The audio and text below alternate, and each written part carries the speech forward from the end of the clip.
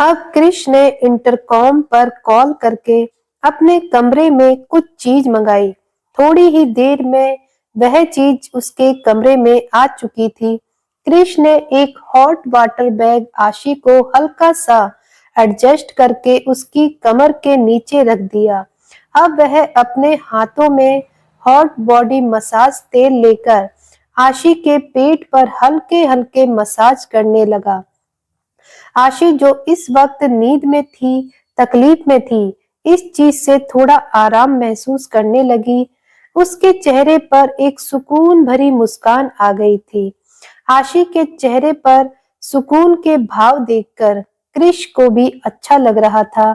लगभग 15 मिनट की मसाज के बाद अचानक क्रिश को कॉल आने लगी। उसने पहले तो कॉल को इग्नोर किया, लेकिन आशी की नींद टूटने के डर से उसने जल्दी से कॉल रिसीव की। एक नजर आशी को देखकर क्रिश बालकनी में जाकर बात करने लगा। थोड़ी देर बाद जब क्रिश कॉल पर बात करके वापस कमरे में आया तो उसने देखा आशी कुछ परेशान थी और जल्दी जल्दी बिस्तर से उठ रही थी। यह देखकर क्रिश ने अपनी कठोर आवाज में कहा, क्या हुआ? तुम उठी क्यों? आराम करो ना। अचानक क्रिश की आवाज सुनकर आशी एक पल के लिए डर गई। उसके चेहरे पर पसीना आ गया। वह जल्दी से अपना सलाइवा घूंटते हुए अपने ड्रेस को नीचे की तरफ से ठीक करने लगी। डरते हुए क्रिश की तरफ देखते हुए बोली, नहीं कुछ नहीं, मैं तो बाथरूम। कहते हुए आशी डरते हुए बेड की तरफ देख रही थी, क्योंकि उस पर थोड़े से दाग लग गए थे और वह क्रिश के गुस्से से डर रही थी। लेकिन आशी को इस तरह घबराया हुआ देखकर क्रिश ने नॉर्मल वे में कहा, क्या तुम्हें मेरी हेल्प चाहिए? कहते हुए क्रिश ने अपनी बाहें फैला दी और उसे एक बार फिर अपनी गोद में उठाने गया। तभी आशी ने 2 कदम पीछे लेते हुए उसे रोकते हुए बोली, नहीं नहीं, इसकी जरूरत नहीं है, मैं खुद चली जाऊंगी। कहते हुए आशी ने डरते हुए एक नजर बेडशीट की तरफ डाली और तभी क्रिश की नजर भी बेडशीट पर पड़ गई। यह देखने के बाद उसने एक नजर आशी को देखा। अब आशी ने जल्दी से डरते हुए क्रिश से कहा, आई एम सॉरी साइको, मैंने जानबूझकर नहीं किया, नींद में मुझे ध्यान ही नहीं रहा, प्लीज गुस्सा मत करना, मैं अभी बेडशीट चेंज कर देती हूँ, मैं इसे साफ कर दूंगी, आई प्रॉमिस। कहते हुए आशी जल्दी जल्दी बेडशीट को हटाने लगी। तभी क्रिश ने उसका हाथ पकड़ लिया। यह देखकर आशी एक पल के लिए जम गई और अगले ही पल उसने अपना चेहरा उठाकर क्रिश की तरफ देखा। अब उसकी आंखों में हल्की सी नमी आ रही थी। तभी क्रिश ने थोड़ा सॉफ्ट आवाज में कहा, इसकी कोई जरूरत नहीं है, पहले जाओ और अपनी ड्रेस चेंज करो। क्रिश की बात सुनकर आशी ने एक नजर अपनी ड्रेस को देखा जो खराब हो चुकी थी। अब उसे थोड़ी शर्म आ रही थी। उसने क्रिश से कहा, सॉरी, मैं अभी आती हूँ। कहते हुए आशी जल्दी से बाथरूम की तरफ जाने लगी, लेकिन तभी क्रिश ने उसे रोक दिया। Stop Firefly.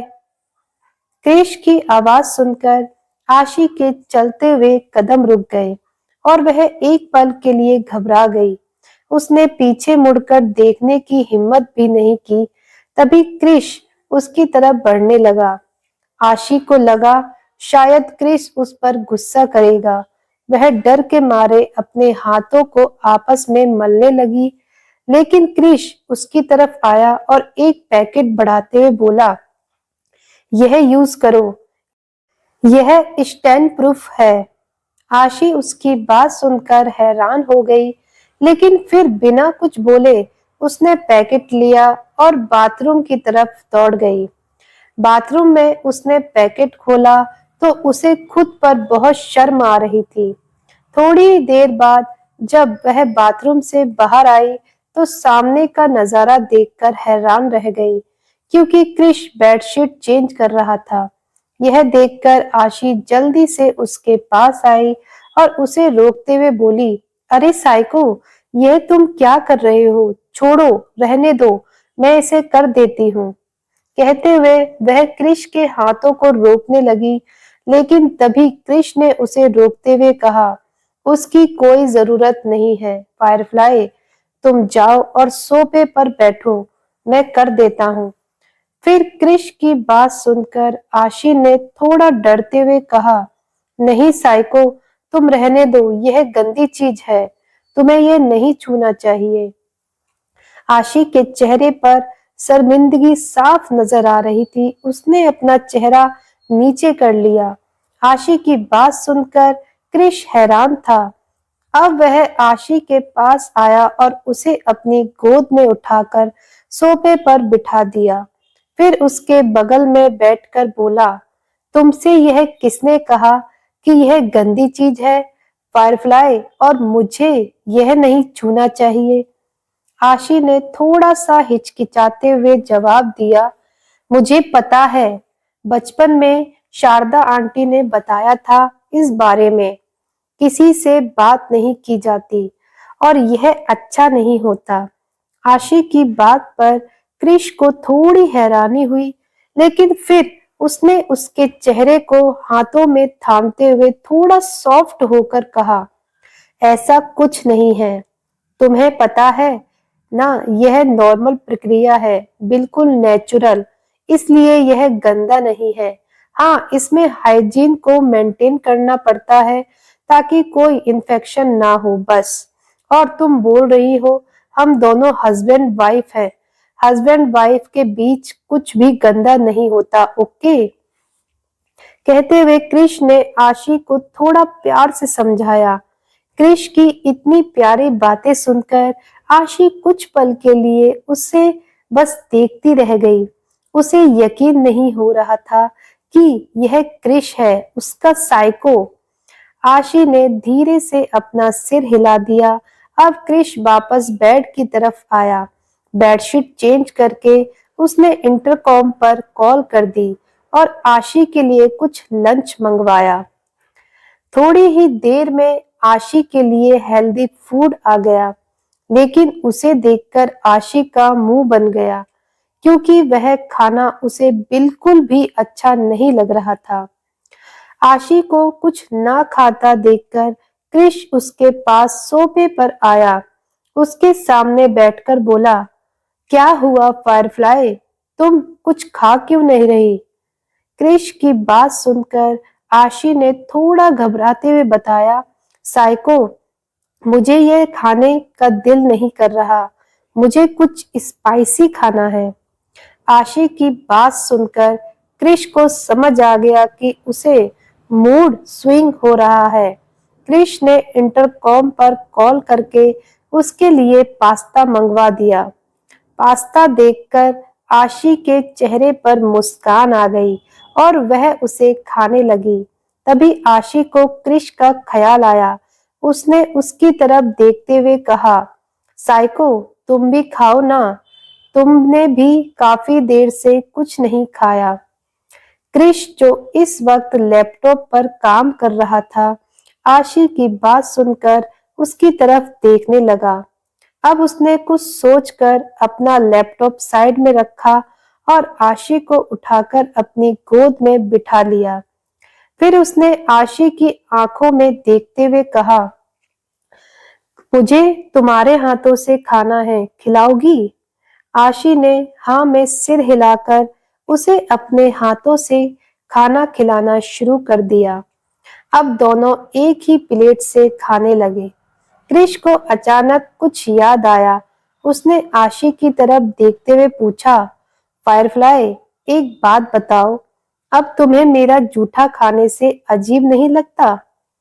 क्रिश की बात का जवाब आशी ने बड़ी ही मासूमियत से दिया, नहीं, क्योंकि अब तुम मेरे हस्बैंड हो ना, और मैं तुमसे प्यार भी कर।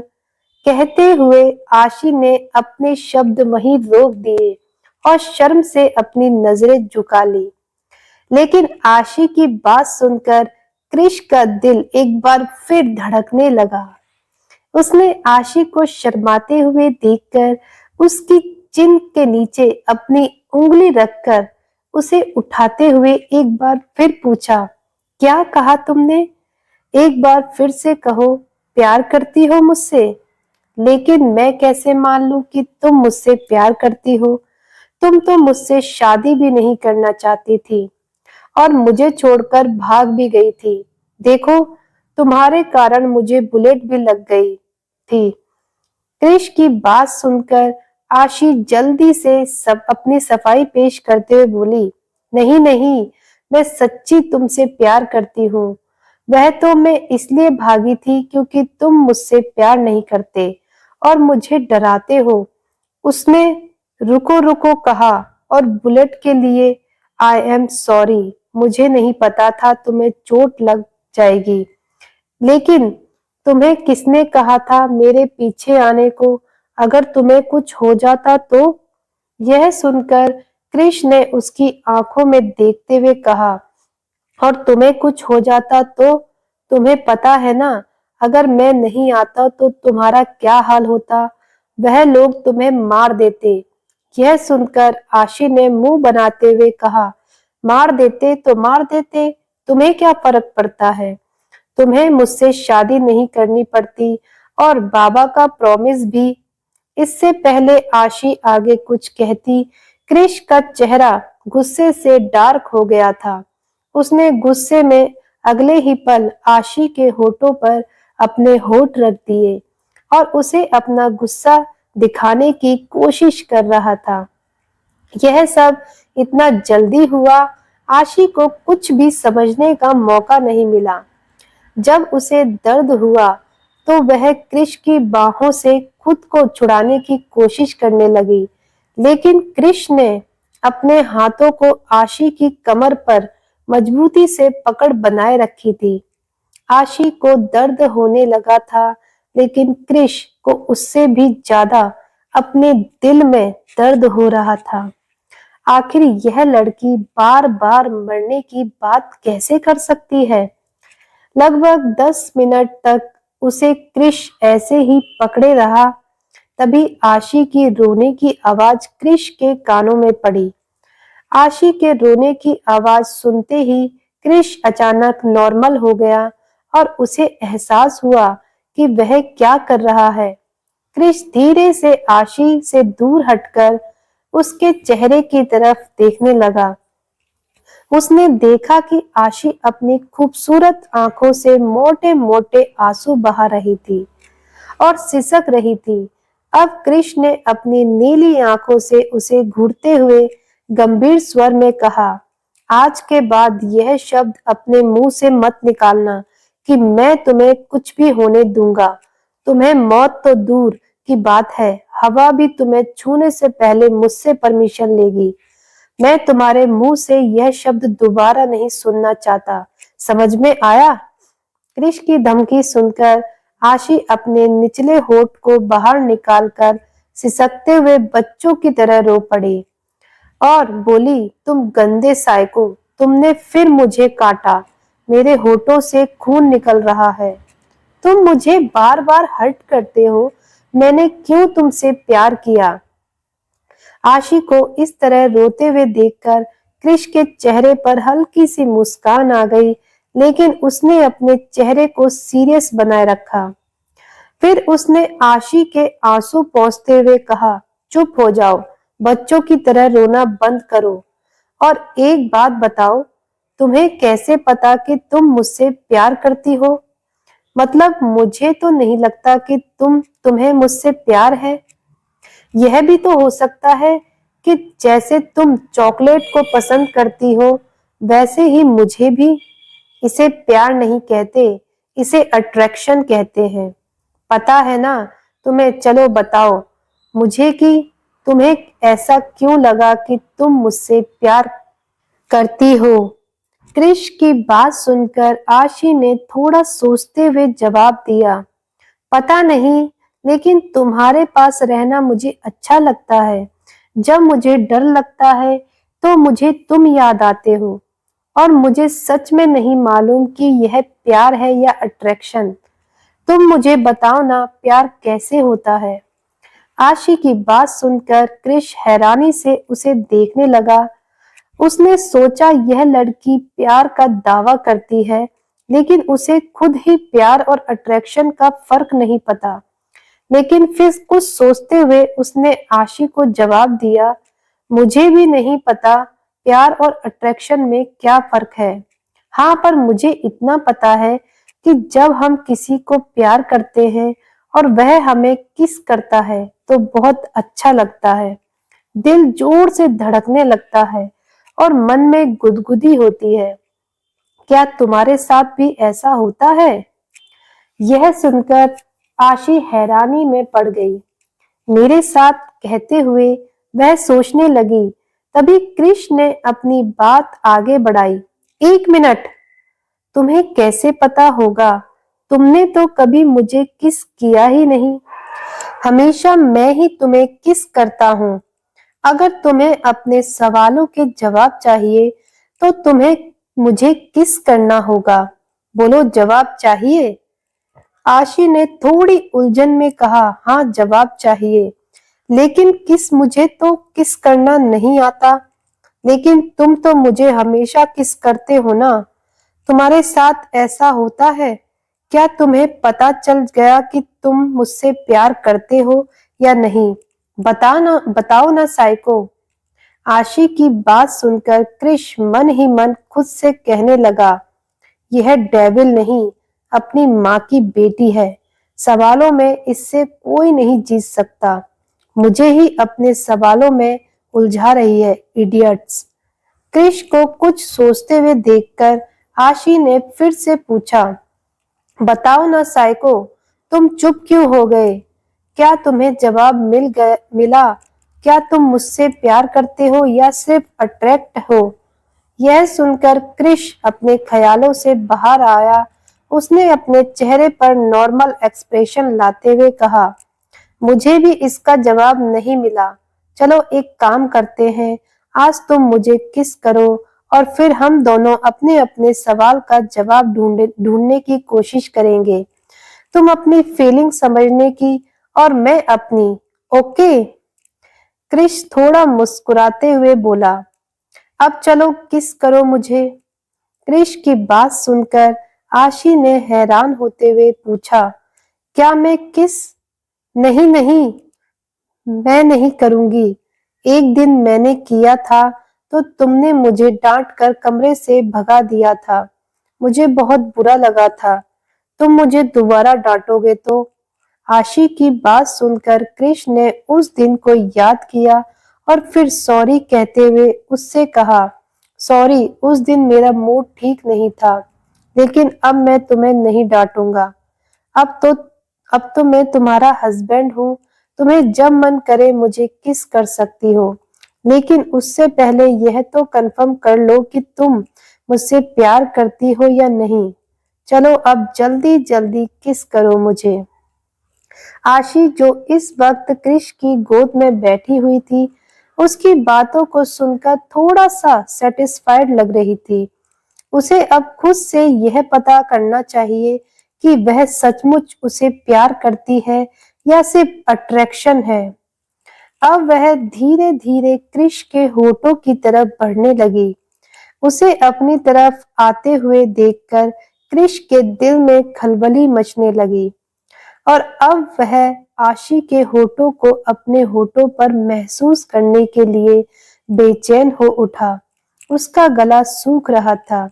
अब दोनों के होठ एक दूसरे के बहुत करीब थे। आशी जैसे ही उसे टच करने को हुई, तभी किसी ने उनके कमरे के दरवाजे पर नॉक किया, जिसके कारण आशी अचानक ही रुक गई और उसका ध्यान दरवाजे की तरफ चला गया। लेकिन कृष, जो आशी को महसूस करने के लिए बेताब था, अचानक आशी का ध्यान दूसरी तरफ जाते हुए देखकर उसे दरवाजे पर खड़े शख्स पर बहुत गुस्सा आने लगा।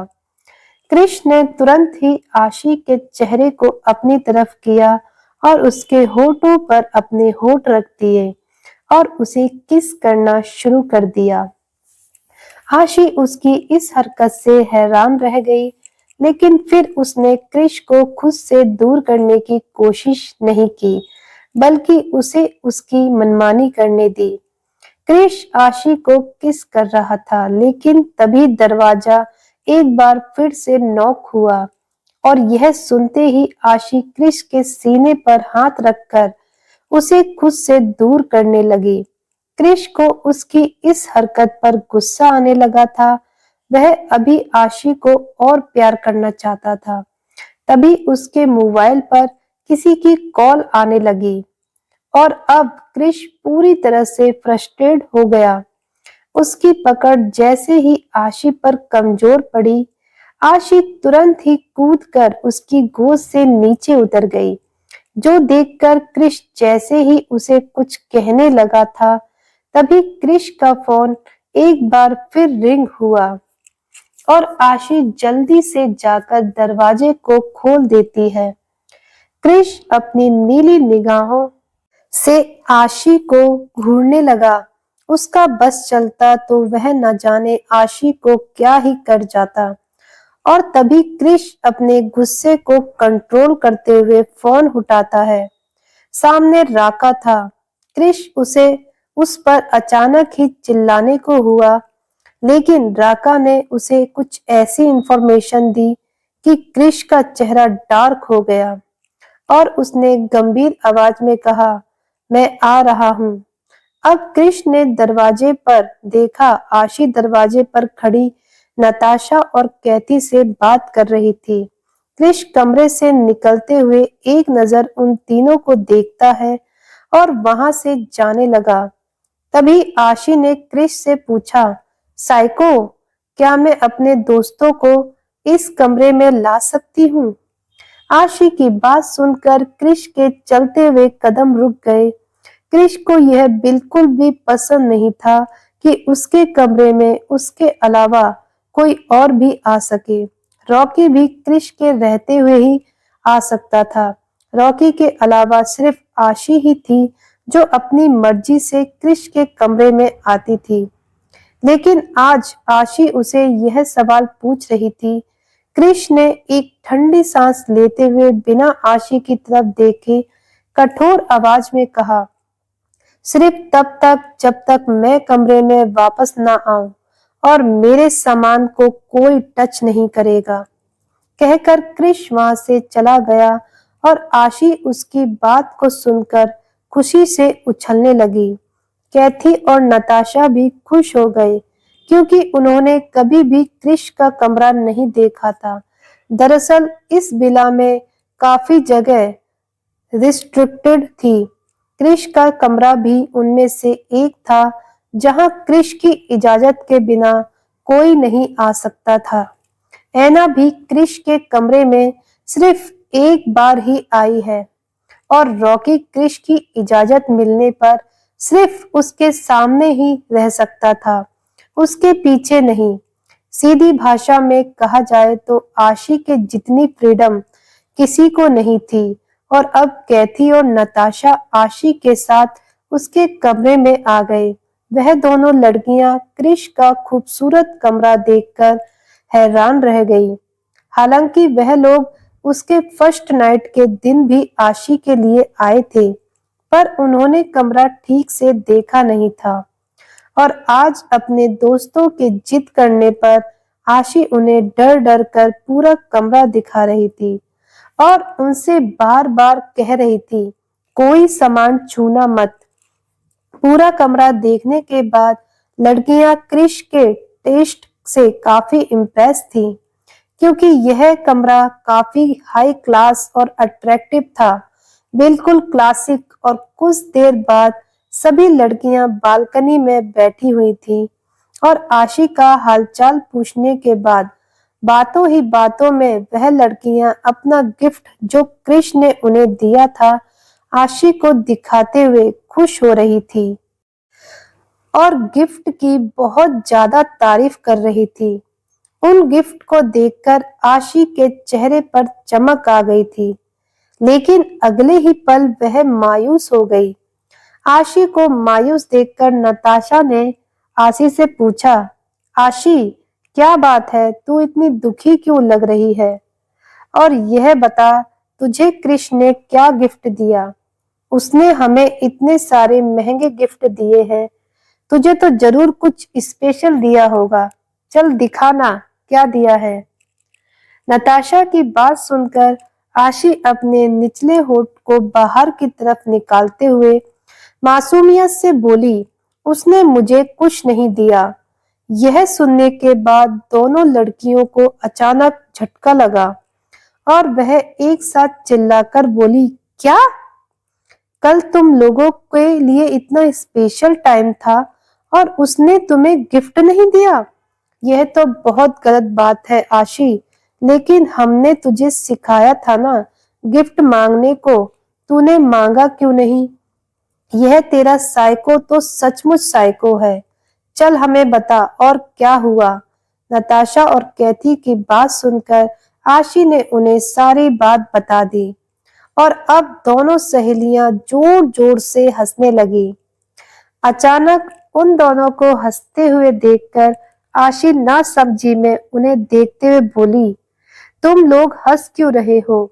यहाँ मुझे गिफ्ट नहीं मिला और तुम लोग हंस रहे हो? हा हा हा। हंसोगे क्यों नहीं? तुम लोगों को तो गिफ्ट मिल गया है ना। लेकिन मुझे तो साइको ने चॉकलेट के अलावा कुछ नहीं दिया। क्यों देगा? वह मुझसे प्यार थोड़ी करता है। उसने मुझे कहा था सुबह मुझे गिफ्ट देगा, पर उसने दिया भी नहीं, गंदा साइको। कहते हुए आशी की आंखों में आंसू आने लगे और आशी को रोते हुए देखकर अचानक ही कैथी और नताशा चुप हो गए और दोनों उसे शांत करते हुए बोले, मेरा प्यारा आशु, शांत हो जा। देख, तू रो मत, अब सब ठीक हो जाएगा। शायद वह भूल गया होगा। और तभी कैथी की नजर आशी के गले में पहने हुए मंगलसूत्र पर गई, जो डायमंड का होने के कारण एक अलग ही शाइनी वर्क किए हुए उसके गले में चमक रहा था, जिसे देखकर कैथी के मुंह से अचानक ही निकला, वाह आशी, तेरे गले में पेंडेंट कितना खूबसूरत है। और देखो इस डिजाइन को। कहते हुए कैथी अपनी जगह से खड़ी हुई और आशी के गले में पहने हुए उस पेंडेंट को छूकर देखने लगी। कैथी की बात सुनकर नताशा का ध्यान भी उस पर गया और वह भी उस पेंडेंट की तारीफ किए बिना नहीं रह पाई। उन दोनों से तारीफ सुनकर आशी ने भी अपने मंगलसूत्र पर ध्यान दिया तो हैरान रह गई और हैरानी से बोली, अरे यह मेरे गले में कब आया? यह तो सचमुच बहुत खूबसूरत है। आशी की बात सुनकर नताशा ने हैरान होते हुए कहा, कब आया मतलब? अरे तेरे गले में उड़कर थोड़ी आया होगा, तूने पहना होगा। और यह कोई नॉर्मल पेंडेंट नहीं है, यह मंगलसूत्र है। शादी में तुझे कृष्ण ने यही तो पहनाया था। वैसे मानना पड़ेगा उसका टेस्ट बहुत अच्छा है। डायमंड का इतना महंगा मंगलसूत्र, यूनिक डिजाइन और तुम दोनों के नाम का अल्फाबेट, वाह। नताशा की बात सुनकर आशी ने याद करते हुए कहा, नहीं, यह मंगलसूत्र नहीं था, वह तो दूसरा था, मुझे अच्छे से याद है।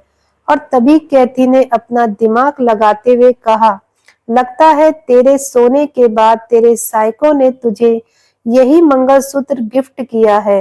लेकिन हमें यह समझ नहीं आता, कोई भी गिफ्ट देता है तो सामने से देता है, सोए हुए को थोड़ी ना देता है। आशी, कभी कभी मुझे लगता है तेरा साइको सच में साइको है। अरे अपनी वाइफ को भी कोई छुपकर गिफ्ट देता है भला?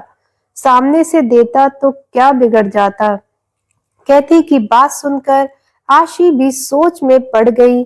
जब कृष्ण ने उसे गिफ्ट दिया है तो बताया क्यों नहीं? और तभी कैथी ने कुछ सोचते हुए धीरे से नताशा के कानों में कुछ कहा, जिसे सुनकर नताशा को थोड़ी सी हैरानी हुई और उसने शर्माते हुए कैथी से कहा, मैं नहीं पूछूंगी, तू पूछ। मैं कैसे पूछूं? अरे तू पूछना, तेरी बहन है। कहते हुए कैथी नताशा को कंधे पर मार रही थी। अरे बहन है तो क्या हुआ, तू भी तो उसकी दोस्त है। कहते हुए दोनों सहेलियां आपस में फुसफुसा रही थी, जो देखकर आशी ने मासूमियत से पूछा, अरे क्या हुआ, तुम दोनों आपस में क्या बड़बड़ा रही हो? क्या पूछने की बातें कर रही हो तुम दोनों? आशी की बात सुनकर कैथी और नताशा दोनों उसे देखने लगे और फिर आंखों ही आंखों में एक दूसरे से इशारा करने लगे और फिर एक लंबी सांस लेते हुए दोनों अपना सिर हिलाती हैं। आशी, हम तुमसे यह पूछना चाहते हैं कि तुम दोनों की रिलेशनशिप की गाड़ी कहाँ तक बढ़ी? मतलब तुम्हारे तो पीरियड्स आ गए थे और क्रिश तो कुछ कर नहीं पाया होगा। तुम दोनों किसके आगे बढ़े या नहीं? कैथी की बात सुनकर आशी ना समझी में उसे देखने लगी और फिर मासूमियत से बोली, तुम दोनों क्या कहना चाहते हो? मुझे समझ नहीं आ रहा। किसके भी आगे कुछ होता है क्या? और रिलेशनशिप की गाड़ी कहाँ तक बढ़ी मतलब? आशी की बात सुनकर कैथी अपना सर पीटते हुए बोली, अरे अब मैं तुझे खुलकर पूछूं क्या? तुझे पता नहीं है किसके आगे भी बहुत कुछ होता है जो हस्बैंड और वाइफ के रिलेशनशिप के लिए बहुत जरूरी होता है, वरना हस्बैंड अपनी वाइफ से नाराज हो जाएगा और उसे कभी प्यार नहीं करेगा। तू इतनी बेवकूफ क्यों है? आशी, तुझे इतना भी नहीं पता? क्या कहूँ, तू इतनी ब्यूटीफुल है, तेरा साइको तुझे किस करता है और फिर भी तुझे प्यार नहीं करता क्योंकि तू इडियट है। तू उसकी फीलिंग समझ नहीं पाती। तुम दोनों के बीच वह नहीं हुआ इसलिए तो वह तुझे प्यार नहीं करता, इडियट। कैथी की बात सुनकर आशी ने नताशा की तरफ देखा और नताशा ने भी अपना सिर हिलाया। अब आशी को थोड़ा डर लगने लगा और उसने क्यूरियस होते हुए कैथी से पूछा, तू किस बारे में बात कर रही है? किसके आगे और क्या होता है, बता ना। कैथी, तूने ऐसा क्यों कहा कि मैं साइको की फीलिंग नहीं समझती और इसलिए साइको मुझसे प्यार नहीं करता? तू बता ना, हमारे रिलेशनशिप को आगे बढ़ाने के लिए क्या जरूरी है? मैं ऐसा करूं कि वह मुझसे प्यार करे? हम दोनों के बीच ऐसा क्या नहीं हुआ जिससे वह मुझे प्यार नहीं करता? बोल ना कैथी। कहते हुए आशी उम्मीद भरी नजर से कैथी को देखने लगी और उसका हाथ पकड़कर हिलाने लगी। आशी की बात सुनकर कैथी और नताशा की हवाइयां उड़ गई। तू पागल है क्या? तुझे नहीं पता है? भगवान, यह लड़की 18 साल की हो गई है पर इसे कोई अकल नहीं है। आजकल तो 12 साल के बच्चों को भी सब पता है और तुझे नहीं पता? खैर, नहीं पता तो नहीं पता, हम भी नहीं बताने वाले। तू जा, तू उसके साथ सिर्फ किस किया कर और वह अपनी प्यार की गाड़ी अपनी लिंडा के साथ आगे बढ़ाएगा, बेवकूफ। कहते हुए कैथी ने अपना मुंह बना लिया। लिंडा के साथ प्यार की गाड़ी कहते हुए आशी अपने ख्यालों में खो गई, जहां क्रिश और लिंडा एक गाड़ी में बैठकर एक दूसरे के गले मिलते हुए चले गए। उन दोनों के प्यार की गाड़ी आगे बढ़ गई और पीछे से आशी अपने छोटे से स्कूटर को धक्का दे रही है और रो रही है, साइको साइको। लेकिन उसका साइको सुनने के लिए आया ही नहीं और यह याद करने के बाद आशी अपने ख्यालों से बाहर आई और जल्दी से चिल्लाते हुए बोली, नहीं, ऐसा नहीं हो सकता। मेरी गाड़ी को कोई भी धक्का लगाओ, मेरी गाड़ी भी आगे बढ़नी चाहिए। कैथी, प्लीज कुछ करना, कुछ बताना। मैं अपनी गाड़ी को आगे बढ़ाने के लिए क्या करूं? प्लीज मुझे बताना। शादी के बाद क्या जरूरी है? किसके आगे और क्या होता है? साइको की फीलिंग मेरे लिए क्या है? मैं कैसे पता करूं? मुझे तो कुछ समझ नहीं आ रहा, तू ही मेरी हेल्प करना। आशी की बात सुनकर कैथी और नताशा एक दूसरे का चेहरा देखने लगे और फिर मासूमियत से सिर हिला देते हैं, क्योंकि इस वक्त उन्हें अपने सामने बैठी हुई लड़की बेवकूफ लग रही थी। फिर नताशा ने पूछा, अपनी गाड़ी को आगे बढ़ाने से पहले तू यह समझ, तेरा साइको तुझे प्यार करता भी है या नहीं? क्या वह तेरा ख्याल रखता है? कल तुझे पीरियड्स हुए थे तो बताओ, उसने तेरे लिए क्या क्या किया था, याद कर। नताशा की बात सुनकर आशी क्रिश की केयर को याद करने लगी और फिर उसने वह सारी बातें बता दी जो भी क्रिश ने उसके लिए की थी, जिन्हें सुनकर दोनों सहेलियां हैरान रह गई और फिर उन्होंने हैरानी से पूछा, क्या तुम उसके साथ आधी रात को शॉपिंग पर गई थी और तुम्हारे इशारे पर उसने सारा मॉल खाली कर दिया और उसने बेडशीट भी चेंज की और मसाज भी? वो जो इंसान इस पूरे विला को सिर्फ अपनी आंखों से डरा सकता है, जिसके इशारे पर नौकरों की लाइन लग जाती है, वह तेरे लिए नौकर की तरह काम कर रहा था? बेवकूफ गधी!